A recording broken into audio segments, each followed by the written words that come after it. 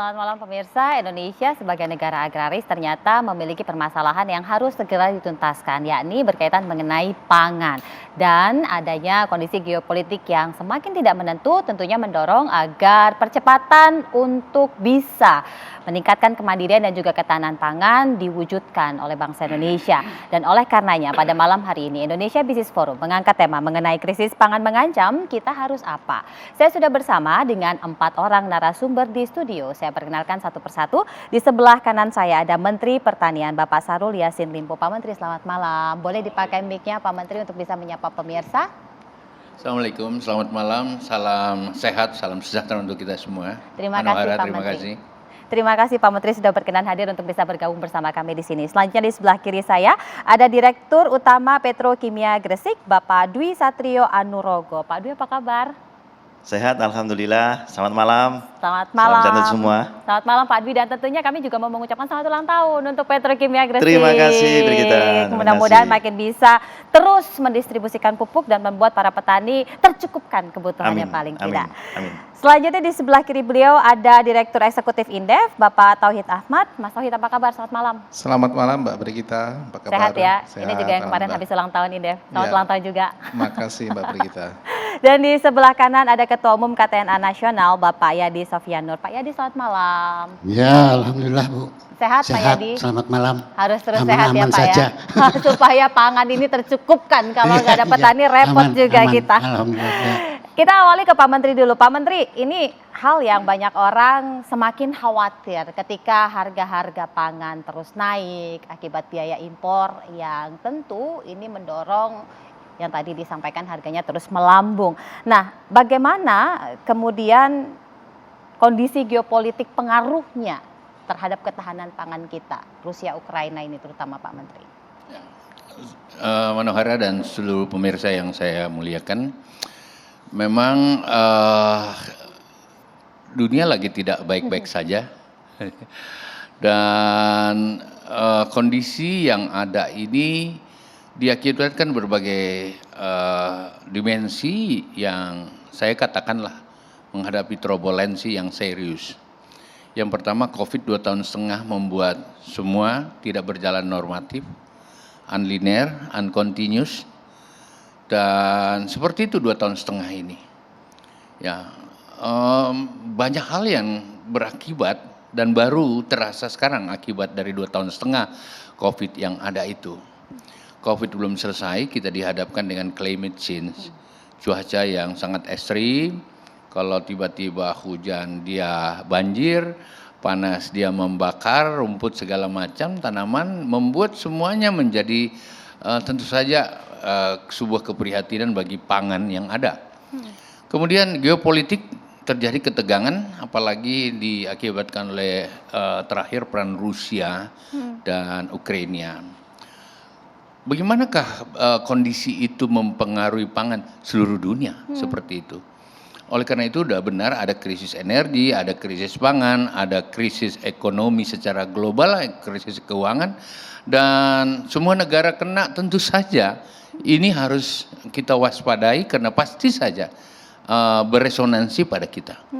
Satu contohnya misalnya geopolitik yang ada, tidak hanya Ukraina dan Rusia saja, tetapi kan sistem logistik, ekosistem logistik dunia ini bersoal. Kontainer aja susah, regular ship sedunia juga bersoal, baru mencari bentuk. Nah, apalagi Ukraina memegang 52% kontribusinya pada biji-bijian dunia, termasuk bunga matahari atau minyak yang ada di dunia itu 50% dari 2 negara yang lagi perang itu. Kalau mau bicara Indonesia, termasuk gandum, gandum itu berasal dari Ukraina 72%. Oleh karena itu kita pemasok gandum yang juga terbesar di dunia. Tetapi apakah itu akan berdampak secara langsung? Tentu saja kita harus siap. Paling tidak substitusi dari gandum sudah harus dipersiapkan. Kalau besok. Tahun ini saya yakin insya Allah neraca yang ada di kita cukup baik. 12 komoditi dasar itu cukup terjaga. Gandum kita masih cukup misalnya, contohnya seperti itu. Minyak kita kan, minyak sawit kita adalah bagian yang yang juga kompetisi dengan minyak bunga matahari yang berasal dari sana. Tetapi kita nggak boleh pede kan. Semua langkah harus dipersiapkan. Jangan lupa Indonesia adalah negara keempat terbesar. Kita memiliki 273 juta orang yang membutuhkan pangan. Kalau orang beli baju yang sudah harus, yang robek-robek bisa ditunda sampai besok dijahit-jahit. Kalau bocor rumah bisa ditambal dulu, tahun depan baru dilakukan. Kalau motor, mobil mogok, ya diperbaikilah karburatornya bla bla. Tetapi kalau makan nggak bisa ditunda. Oleh karena itu, Bapak Presiden selalu mengatakan tidak ada, harus ada langkah extraordinary oleh semua pihak untuk menghadapi tantangan-tantangan itu. Saya kira itu kondisi yang harusnya memang kita nggak boleh pede dengan apa yang ada. Saya yakin saat ini pangan kita cukup kuat, tentu saja, tetapi kita tidak boleh pede menghadapi ini. Saya kira gitu, Manohara. Ada tantangan besar yang dihadapi, terutama mengenai kondisi yang mengakibatkan turbulensi. Nah, apakah kemudian ini pasokan bahan baku pupuk juga terdampak? Karena kalau ini terdampak, petani-petani makin menjerit. Bagaimana Pak Dirut? Ya, jadi pupuk itu penyedia unsur hara makro ya yang utama untuk tanaman, yaitu nitrogen, fosfat dan kalium. Kita tahu semua bahwa fosfat ya kita masih impor. Dan juga kalium atau potasium ya. Fosfat ini dalam hal ini petrokimia Gresik ya. Kami mendapatkan bahan baku impor dari Yordan, Maroko dan Mesir. Dan sejauh ini ya kami sudah bertemu dengan mereka dan kami sudah mendapatkan komitmen untuk mendapatkan pasokan untuk bahan baku fosfat dalam bentuk batuan fosfat. Bahkan dengan Yordan ini kami sudah punya perusahaan joint venture ya, memproduksi asam fosfat yang ada di Gresik. 50% adalah saham kami dan 50% dari saham dari Yordan. Ini sudah ada kontinuitas untuk batuan fosfat. Nah, yang sekarang menjadi permasalahan adalah, atau bukan permasalahan sekarang ya, tapi pernah atau sempat menjadi permasalahan adalah potassium chloride atau KCl. Pada kondisi normal, produsen pengekspor KCl di dunia ini jumlahnya yang diekspor itu adalah 41,6 juta ton. Nah, dari 41,6 juta ton ini, 47% itu berasal dari Belarusia dan Rusia. Atau tepatnya 24% dari Belarusia, kemudian 23% dari Rusia. Bisa dibayangkan apabila kesetimbangan supply ya, di mana 47% yang dari Belarusia dan Rusia ini terganggu, menjadi seperti apa.